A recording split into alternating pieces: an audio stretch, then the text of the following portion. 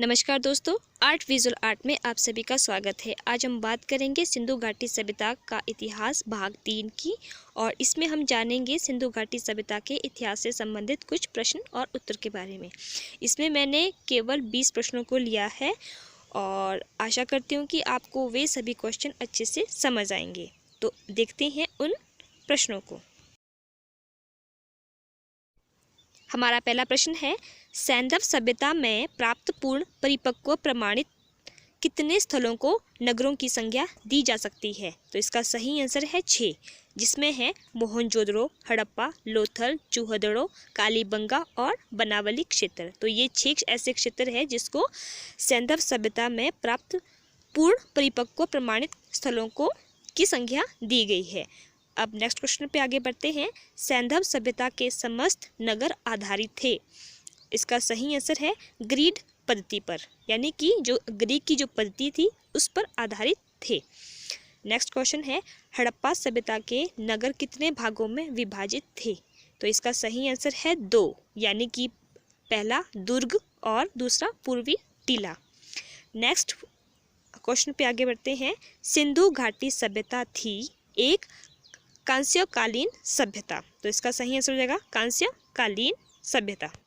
Next question है, हड़प्पा से प्राप्त नटराज मूर्ति की ऊंचाई कितनी है? तो इसका सही आंसर है 9.2 सेंटीमीटर। नेक्स्ट क्वेश्चन पे आगे बढ़ते हैं। मिस्र व मेसोपोटामिया की सभ्यता के समकालीन थी। तो इसका सही आंसर है सैंधव सभ्यता, यानी कि जो सैंधव सभ्यता है वह मिस्र के मेसोपोटामिया के समकालीन सभ्यता मानी जाती थी। नेक्स्ट क्वेश्चन है, सबसे पहले वस्त्रों के लिए कपास की खेती कहाँ हुई थी? तो इसका सही आंसर है सिंधव सभ्यता, यानी कि हमारे भारतीय उपमहाद्वीप में सबसे पहले सिंधु सभ्यता में वस्त्रों के लिए कपास की खेती की जाती थी। नेक्स्ट क्वेश्चन है, भारतीय कला का प्राचीनतम केंद्र है? तो सही आंसर है सिंधु घाटी सभ्यता। सबसे प्राचीन जो केंद्र है वह सिंधु घाटी सभ्यता ही है। नेक्स्ट क्वेश्चन है, सैंधव सभ्यता प्रसिद्ध है? तो जो सैंधव सभ्यता है वो प्रसिद्ध है वास्तुकला के लिए, मूर्तिकला के लिए और एवं चित्रकला के लिए। तो इन तीनों के लिए हमारी सिंधु जो सभ्यता है वो प्रसिद्ध है। नेक्स्ट क्वेश्चन पे आगे बढ़ते हैं। हड़प्पा की लिपि थी? तो इसका जो सही आंसर है, हड़प्पा की लिपि को हम चित्रात्मक लिपि यानी कि पिक्टोग्राफ भी बोल सकते हैं। तो हड़प्पा की जो लिपि थी वो थी चित्रात्मक। नेक्स्ट क्वेश्चन पे आगे बढ़ते हैं। टेराकोटा फिगरीन किसे कहते हैं? तो इसका जो सही आंसर है वो है मृद मूर्तियाँ, यानी कि मृद मूर्तियों को टेराकोटा फिगरीन भी बोलते हैं। मृद मूर्तियाँ मतलब मिट्टी की बनी हुई मूर्तियाँ जिनको पकाया जाता है। नेक्स्ट क्वेश्चन पे आगे बढ़ते हैं। हड़प्पा से प्राप्त एक श्रृंगी वृषभ, यानी कि जो कि लकड़ी में निर्मित है, कहाँ सुरक्षित है? तो इसका जो सही आंसर है वो है इंडियन म्यूजियम, जो कि कोलकाता में स्थित है। वहाँ पे हड़प्पा से प्राप्त एक श्रृंगी वृषभ की जो हमें मूर्ति मिली है जो कि सिलखड़ी पत्थर से निर्मित है, तो उसको कोलकाता इंडियन म्यूजियम कोलकाता में रखा गया है।